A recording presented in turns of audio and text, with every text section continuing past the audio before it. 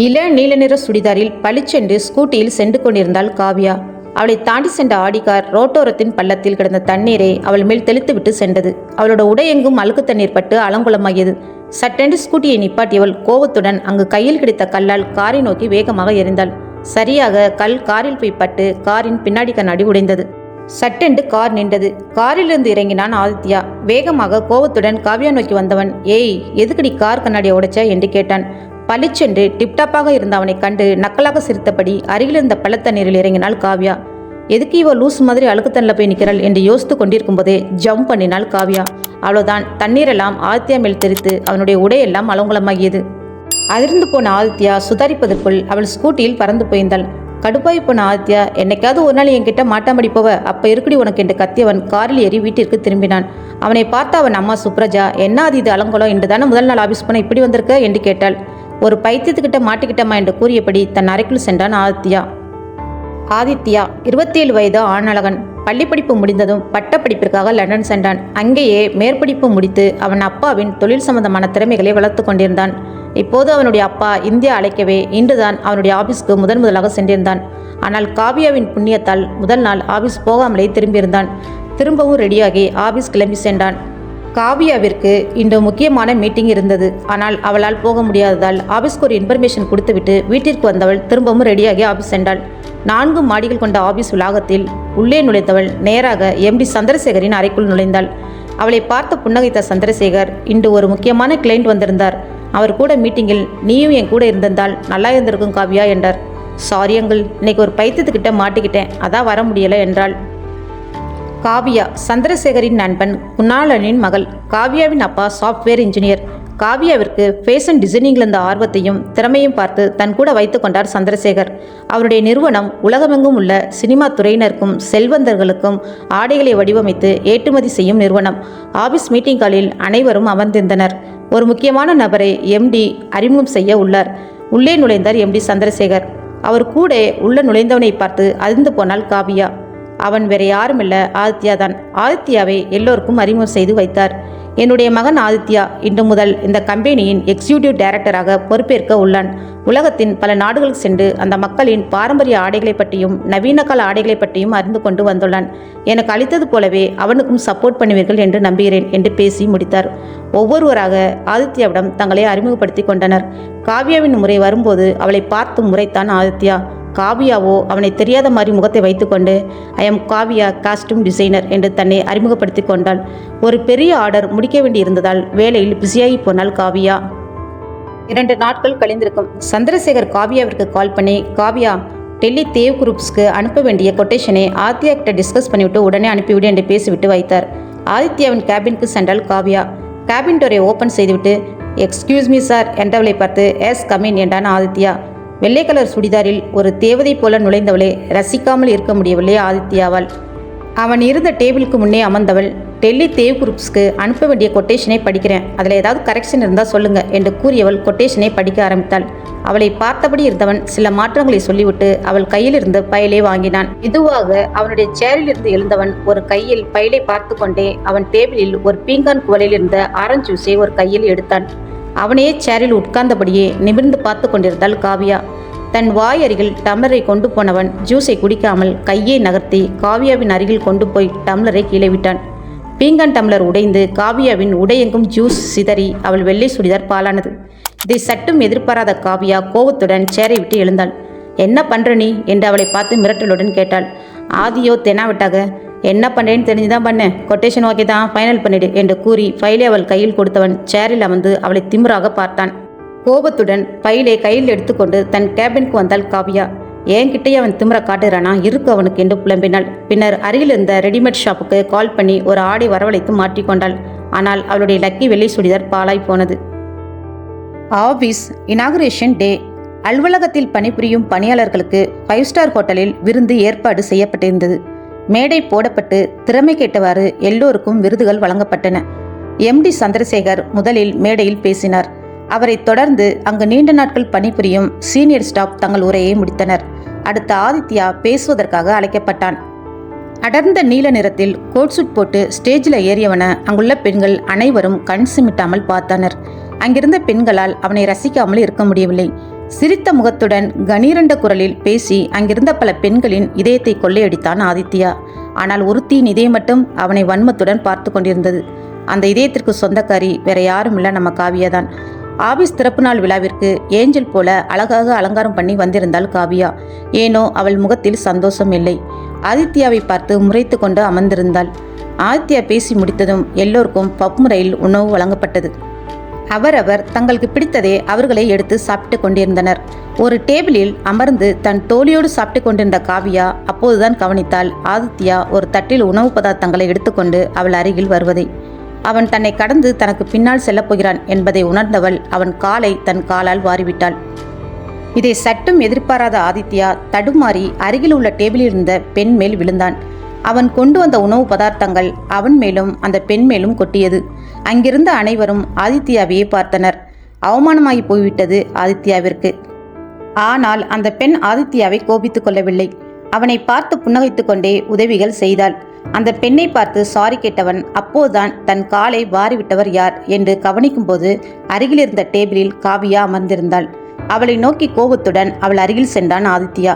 அதற்குள் அங்கு வந்து சேர்ந்த சந்திரசேகர் ஆதித்யாவின் தோள் மேல் கை வைத்து, ஆதித்யா கொஞ்சம் கவனமாக வரக்கூடாதா? சரி வா, அங்கே இருக்கிற ரூமில் போய் வாஷ் பண்ணிட்டு நான் உனக்கு வேற ட்ரெஸ் அரேஞ்ச் பண்ணி எடுத்துட்டு வரேன் என்று கூறி ஒரு அறைக்கு அழைத்து சென்றார். ஆதித்யாவோ காவியாவை பார்த்து முறைத்து கொண்டே அவன் அப்பாவோடு சென்றான். காவியாவோ ரொம்ப கூலாக ஐஸ்கிரீம் எடுத்து சாப்பிட்டு கொண்டிருந்தாள். அறைக்குள் தனியாக இருந்த ஆதித்யாவால் தன் கோபத்தை கண்ட்ரோல் பண்ண முடியவில்லை. தன் கைகளால் சுவற்றை குத்தினான். இனிமே தாண்டி உனக்கு இருக்கு, என்னையே வெறுப்பேத்தி பார்க்குறியா? இந்த ஆதித்யா யாருன்னு உனக்கு சீக்கிரமாவே புரிய வைக்கிறேன் என்று கைகளால் மீண்டும் சுவற்றை குத்தினான் ஆதித்யா. மறுநாள் அலுவலகத்தில் காவியா உஷாராக அவனை தவிர்த்தாள். அவன் மூலம் நடக்க வேண்டிய வேலையை தன் அசிஸ்டண்டை கொண்டு முடித்து கொண்டாள். ஒரு வாரம் கடந்து போனது. கனடாவில் உள்ள ஒரு பாரம்பரிய குடும்பத்தின் ஆடையை வடிவமைத்து கொண்டிருந்தவள் நேரம் போனதை கவனிக்கவில்லை. காவியாவின் அம்மா போன் பண்ணி சத்தம் போட்ட பிறகே நேரத்தை பார்த்தாள். 8:40 ஆகிவிட்டது. வேகமாக கம்ப்யூட்டரை ஆஃப் செய்தவள் டேபிளை அரேஞ்ச் பண்ணிவிட்டு கேபினை விட்டு வெளியில் வந்தாள். ஆபீஸில் யாரும் இல்லை. எல்லோரும் கிளம்பி போய் விட்டார்கள். ஆபீஸே அமைதியாக இருந்தது. லிப்டுக்குள் நுழைந்தாள் காவியா. லிப்டுக்குள் தனியாக நின்று கொண்டிருந்தாள் காவியா. லிப்ட் கதவு மூடும் நேரம் உள்ளே நுழைந்தான் ஒருவன். அவன் வேற யாருமில்ல, ஆதித்யா தான். ஆதித்யாவை பார்த்ததும் அவனை ஏளனமாக ஒரு பார்வை பார்த்துவிட்டு முகத்தை திருப்பிக் கொண்டாள் காவியா. நகர்ந்து கொண்டிருந்த லிப்ட் திடீரென்று நின்று போனது.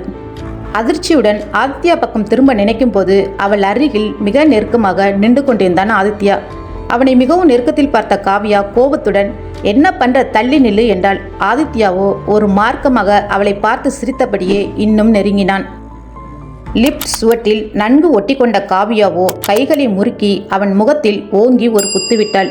சட்டென்று முகத்தில் குத்துப்படாமல் விலகியவன் அவளின் 2 கைகளையும் தன் கைகளால் பிடித்து அவள் தலைக்கு மேலே கொண்டு போய் சுவற்றோடு அழுத்தி பிடித்து கொண்டான். காவியா தன் கைகளை அவன் கைகளிலிருந்து விலக்க நினைத்தாள். ஆனால் முடியவில்லை. அவனை பார்த்து முறைத்தவள், தப்பு பண்ற ஆதித்யா, மரியாதையை கையை விடு என்று கத்தினாள். அவள் கைகளிலிருந்து கையை எடுத்தவன் அவள் உதட்டை ஒரு கையால் தடவியபடியே, தப்பே இனிமே தாண்டி பண்ண போறேன் என்றான். சீ பொறுக்கி, கையேறா என்று கத்தினாள் காவியா. உதட்டிலிருந்து கையை எடுத்தவன் அவள் பின்னந்தலையில் கையை வைத்து அழுத்தியவன் அவள் உதட்டோடு உதடு வைத்து முத்தமிட ஆரம்பித்தான். திமிரினாள் காவியா. ஆனால் ஆதியோ தன் மொத்த கோபத்தையும் அவள் உதட்டில் காட்டிக் கொண்டிருந்தான். 1 அல்ல 2 அல்ல, கிட்டத்தட்ட 5 நிமிடத்திற்கு பிறகு அவள் மூச்சு கூட விட முடியாமல் மயங்கும் நிலைக்கு போன பிறகே அவளை விட்டான் ஆதித்யா. லிப்டும் நகர ஆரம்பித்தது. பிளான் பண்ணிதான் ஆதித்யா லிப்டுக்குள் வந்திருக்க வேண்டும். கலங்கிய கண்களுடனும் ரத்தம் கசிந்த உதட்டோடும் நின்று கொண்ட காவியாவை பார்த்தவன், இது சும்மா ட்ரைலர் தான், மெயின் பிக்சர் வேணும்னா இன்னும் கொஞ்சம் என்னை சீண்டிப்பார், ஓகேவா டார்லிங் என்றவன் அவள் நெற்றியில் தன் கையால் தட்டினான். லிப்டின் கதவு ஓப்பன் ஆகியது. லிப்ட் கதவை நோக்கி போனவன் காவியாவை திரும்பி பார்த்து, இனிமே கண்ட சாயத்தை எல்லாம் உதட்டில் தடவாத, ஐ டோன்ட் லைக் தட், ஓகேவா டார்லிங் என்று கூறியவன் அவளை பார்த்து புன்னகைத்துவிட்டு விசில் அடித்தபடியே வெளியேறினான். அதிர்ச்சியுடன் அழுகையும் சேர்ந்து வரவே அந்த இடத்திலேயே அப்படியே அமர்ந்து விட்டாள் காவியா. சில மணி நேரங்களுக்கு பிறகு தன் அம்மாவிடம் திரும்ப திரும்ப கால் வரவே வீடு வந்து சேர்ந்தாள். அம்மாவிடம் கூட பேசாமல் விறுவிறுவென்று பாத்ரூமுக்குள் நுழைந்தவள் சவரை திறந்துவிட்டு அதன் கீழ் நின்றாள். அவள் கண்களில் இருந்து கண்ணீரும் குழாயிலிருந்து தண்ணீரும் போட்டி போட்டுக்கொண்டு வெளியில் வந்தன. அவனுடைய முத்தமும் அவன் ஸ்பரிசமும் மனசுக்குள்ள ஒரு அருவருப்பை உண்டு பண்ணியது. திரும்ப திரும்ப சோப்பை போட்டு முகத்தை கழுவினாள்.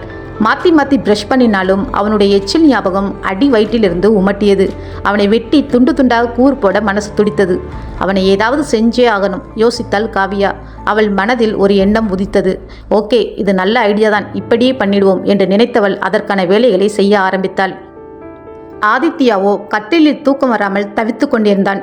முதல் முத்தம், ஒரு பெண்ணோட முதல் ஸ்பரிசம் மனதில் ஏதோதோ பண்ணியது. அவளை வெறுப்பேற்றுவதற்காகத்தான் லிப்டில் நுழைந்தான். அவளை முத்தம் கொடுப்பது போல் பயங்காட்டுவதற்காகத்தான் அவள் உதட்டை தொட்டான். ஆனால் அந்த தனிமை, பெண்மையின் வாசம், அந்த மென்மை, அவனால் அவளை விட்டு விலக முடியவில்லை. இன்னும் அவளுக்குள் புதைய நினைத்த மனதை கட்டுப்படுத்தி கொண்டுதான் அந்த இடத்தை விட்டு நகர்ந்தான். தலையணை எடுத்து இறுக்கி அணைத்து உணர்ச்சிகளை கட்டுப்படுத்தினான். அவன் உள் மனது வேறு எச்சரித்தது. ஆதி, ஓவரா ஃபீல் பண்ணாதடா, அவள் சும்மாவே பத்திரகாளி ஆட்டம் ஆடுவா, நீ வேற வேப்பில் அடிச்சுட்டு வந்திருக்க, அடுத்து உன்னை என்ன பண்ண போறாளோ, கவனமா இருந்துக்கோ என்றது. ஆனால் ஆதியோ அதன் பேச்சை கேட்கும் நிலையில் இல்லை. அந்த இரவு முழுவதும் காவியாவின் நினைப்பு அவனை தூங்க விடாமல் படுத்தியது. மறுநாள் காலையிலேயே அவன் லண்டன் போக வேண்டியிருந்ததால் உடனே கிளம்பி சென்று விட்டான். அன்று ஆதித்யாவின் பிறந்த நாள். அதிகாலை தான் இந்தியாவிற்கு திரும்பி வந்திருந்தான். 5 ஸ்டார் ஹோட்டலில் அனைவருக்கும் விருந்துக்கு ஏற்பாடு செய்யப்பட்டிருந்தது. அனைவரும் ஆதித்யாவிற்கு பரிசு பொருட்களை வழங்கி அவனுக்கு வாழ்த்துக்களை தெரிவித்தனர். ஆனால் ஆதித்யாவின் கண்களோ காவியாவை தேடியது. அவளை அங்கு காணவில்லை. அவளை பற்றி விசாரிக்கவும் தயங்கினார். சந்திரசேகரும் சுப்ரஜாவும் ஆதித்யாவின் அருகில் வந்து கேக்கில் உள்ள கேண்டிலை பட்ட வைத்தார்கள். ஆதித்யாவிற்கு இதில் எல்லாம் விருப்பம் இல்லாவிட்டாலும் பல நாட்கள் பெற்றோரை பிரிந்திருந்ததால் இந்த வருடம் அவர்கள் விருப்பப்படியே எல்லாம் செய்யலாம் என்று முடிவெடுத்திருந்தான். எனவே கேக்கில் இருந்து கொண்டிருந்த மெழுகுவர்த்திகளை ஊதி அணைத்து நிமிரும்போது அவன் கண்களில் 1000 மெழுகுவர்த்திகளின் பிரகாசம் தெரிந்தது. அவனுக்கு நேர் எதிரே காவியா வந்து கொண்டிருந்தாள். இளம் பிங்க் சேலையில் வானத்தில் இறங்கி வந்த தேவதை போன்று பளிச்சென்று அவனை புன்னகைத்தபடியே வந்து கொண்டிருந்தாள் காவியா. தன் கண்களை நம்ப முடியாத ஆதித்யா காண்பது கனவா இல்லை நிஜமா என்று தன் கைகளை கிள்ளி பார்த்து கொண்டான். அவன் அருகில் நின்று கொண்டிருந்த அவனுடைய அம்மா, ஆதித்யா, கேக்கை கட் பண்ணு என்று அவனுக்கு ஞாபகப்படுத்தினாள். சுயநினைவு வந்தவனாக கேக்கை கட் பண்ணி ஆதித்யா காவியாவை ஓரக்கண்ணால் பார்த்தபடியே சந்திரசேகருக்கும் சுப்ரஜாவுக்கும் ஊட்டிவிட்டான். அவன் அருகில் வந்தாள் காவியா.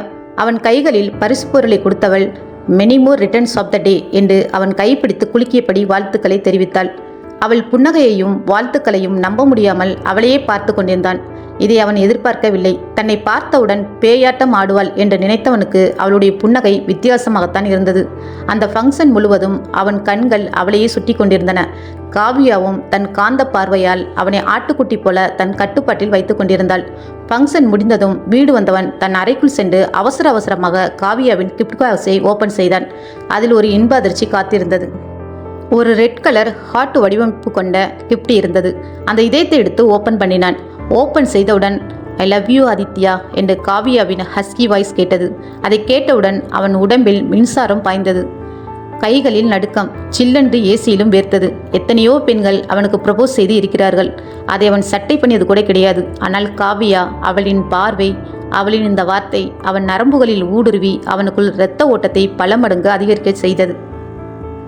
மறுநாள் ஆபீஸில் ஒர்க் செய்து கொண்டிருக்கும் போது அவன் போனுக்கு ஒரு நம்பரில் இருந்து கால் வந்தது. போனை அட்டன் செய்து ஹலோ என்றான். போனின் மறுமுனையிலிருந்து காவியா பேசினாள். ஹலோ ஆதித்யா, நான் காவியா பேசுகிறேன் என்றாள். ஆதித்யாவும் சொல்லு காவியா என்றான். உடனே காவியா, ஃப்ரீயா இருந்தா இன்னைக்கு ஈவினிங் காஃபி ஷாப் போகலாமா என்றாள். இதை சற்றும் எதிர்பாராதவன் வாயிலிருந்து வார்த்தைகள் வரவில்லை. அவன் அமைதியாக இருப்பதை கவனித்த காவியா, உங்களுக்கு விருப்பமில்லை என்றால் பரவாயில்லை ஆதித்யா என்றாள். உடனே ஆதித்யா அவசரமாக வரேன் காவியா என்றான். உடனே போனை கட் பண்ணினாள் காவியா. இவள் ஏதோ திட்டம் போடுகிறாள்.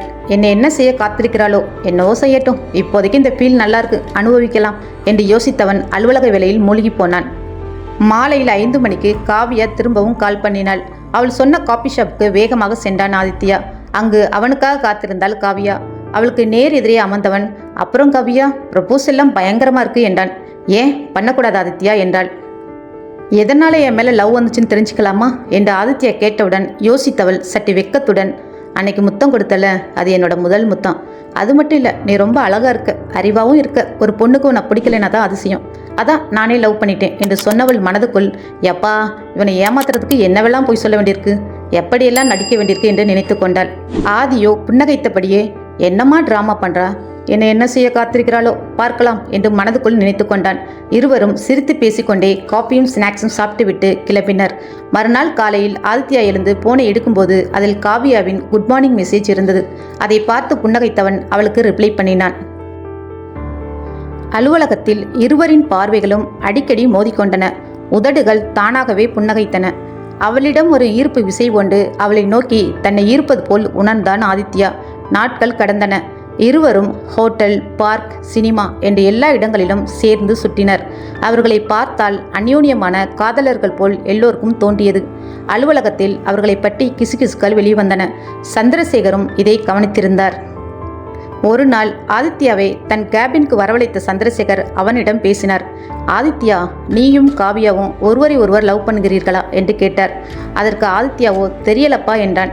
அவனை வித்தியாசமாக சந்திரசேகர், நீயும் காவியாவும் அடிக்கடி வெளியில் தனியாக சுற்றுவதை நானும் கவனித்தேன் ஆதித்யா என்றார். அவர் கூற வருவதை புரிந்து கொண்ட ஆதித்யா, எனக்கு காவியாவை பிடித்திருக்கிறது, ஆனால் அவள் மனதில் என்ன இருக்கிறது என்று தெரியாது என்று கூறினான். அமைதியாக இருந்தவர் சிறிது நேரம் யோசித்தார். பின்னர் அலுவலக சம்பந்தமாக சில கேள்விகளை கேட்டுவிட்டு அவனை அனுப்பி வைத்தார். அன்று இரவு காவியாவின் வீட்டில் அவளுடைய அப்பா குணாலன் காவியாவும் டைனிங் டேபிளில் சாப்பிட அமர்ந்திருந்தாள். காவியாவின் அம்மா சாரதா இருவருக்கும் சாப்பாடு எடுத்து வைத்து கொண்டிருந்தாள். அப்போது குணாலனின் போனுக்கு சந்திரசேகரிடமிருந்து கால் வந்தது. அவருடைய காலை பார்த்த குணாலன் காவியாவை பார்த்து, என்ன காவியா, சந்திரசேகர் கால் பண்ணுறான், ஆஃபீஸில் ஏதாவது ப்ராப்ளமா என்று கேட்டான். காவியாவை உதட்டை சுரித்து, அதெல்லாம் எதுவும் இல்லப்பா என்றாள். போனை அட்டன் செய்த குணாலன், ஹலோ சந்திரசேகர், எப்படி இருக்க என்றார். சந்திரசேகரும், நல்லா இருக்கேன் குணாலன், நீ எப்படி இருக்க என்று நலம் விசாரித்தார். குணாலனும், நான் நல்லா இருக்கேன் சந்திரசேகர், அப்புறம் நீ காரணம் இல்லாமல் கால் பண்ண மாட்டியே, என்ன விஷயம் சொல்லு என்று கேட்டார் குணாலன். உடனே சந்திரசேகர், ஆதித்யாவுக்கு கல்யாணம் பண்ணலான்னு முடிவு பண்ணியிருக்கேன் என்றார். அதை கேட்ட குணாலன், ரொம்ப நல்ல விஷயம், பண்ணலாம் பார்த்து முடிவு பண்ணிட்டியா என்று மனதில் சந்தோஷம் பொங்க கேட்டார். அதை கேட்ட சந்திரசேகர் தயக்கத்துடன், காவியாவே என் மருமகளாக வரணும்னு நான் ஆசைப்படுறேன் குணாலன் என்றார். அதை கேட்ட குணாலன் பரவசமடைந்து, சந்திரசேகர், உடனே எனக்கு பதில் சொல்ல முடியவில்லை, 1 மணி நேரம் டைம் கொடு, நான் வீட்டில் கலந்து ஆலோசித்து கால் பண்ணுகிறேன் என்று கூறி போனை கட் செய்தார். தன் மனைவியிடமும் மகளிடமும் சந்திரசேகர் கூறியதை சொன்னவர் காவியாவை நோக்கி, காவியா, இந்த சம்பந்தத்தில் எனக்கு பரிபூரண சம்மதம், ஆனால் உன்னிடம் ஒரு வார்த்தை கேட்பதற்காகத்தான் அவன் போனை கட் பண்ணினேன், உன்னோட விருப்பம் என்ன என்று கேட்டார். காவியாவும் மனதுக்குள் குறுகுறுப்புடன், உங்க விருப்பப்படியே பண்ணுங்கப்பா என்றாள். உடனே சந்திரசேகருக்கு கால் பண்ணி தன் சம்மதத்தை சொன்னார் குணாலன். அடுத்து வந்த சில நாட்களுக்குள் இருவருக்கும் சிம்பிளாக நிச்சயம் செய்யப்பட்டு கல்யாண நாள் குறிக்கப்பட்டது. காவியா ரொம்ப சந்தோஷமாக ஆதித்யாவுடன் பழகி வந்தாள். ஆதித்யாவிற்கு மட்டும் மனதின் ஓரத்தில் ஒரு சந்தேகம் இருந்து கொண்டே இருந்தது. அவள் வார்த்தைகளில் காதல் இருந்தாலும் அவள் கண்களில் அப்படி ஒன்றும் காதல் இருப்பதாக தெரியவில்லை. என்றாவது ஒரு நாள் அவளை விளையாட்டாக தொட முயன்றால் கூட தவிர்த்து விடுகிறாள். வீடியோ கால் பண்ணுவது கூட அவளுக்கு பிடிக்கவில்லை. அவர்களின் திருமண நாளும் வந்தது. பிரம்மாண்டமான ஒரு பெரிய மண்டபம் புக் செய்யப்பட்டிருந்தது. மணமகன் அறையில் குளித்துவிட்டு திருமணத்திற்கு அழகாக அலங்காரம் பண்ணி கொண்டிருந்தான் ஆதித்யா. அவன் கதவை தட்டப்படும் சத்தம் கேட்டு கதவை திறந்தான். அங்கு சந்திரசேகரும் குணாலனும் பதட்டத்துடன் நின்று கொண்டிருந்தார்கள்.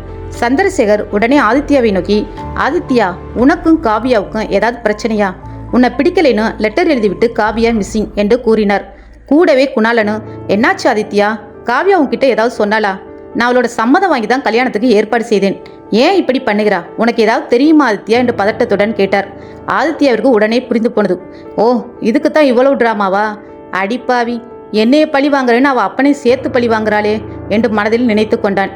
இருவரையும் பார்த்து, பயப்படாதீங்க, இந்த கல்யாணம் கண்டிப்பாக நடக்கும். காவியா தாலி கட்டினத்தில் கண்டிப்பாக இங்கே இருப்பா, பதறாம போய் அடுத்த வேலையை பாருங்க என்றான். இருவருக்கும் அவன் சொன்னதை கேட்டு ஆச்சரியமாக இருந்தது. இருவருக்குள்ளும் ஏதோ ஒன்று நடக்கிறது என்பது மட்டும் அவர்களுக்கு புரிந்தது. அரை மனதுடன் அந்த இடத்தை விட்டு நகர்ந்தனர். அரை கதவை சாத்திவிட்டு காவியாவிற்கு போன் செய்தான் ஆதித்யா. போனே எடுக்கவில்லை அவள்.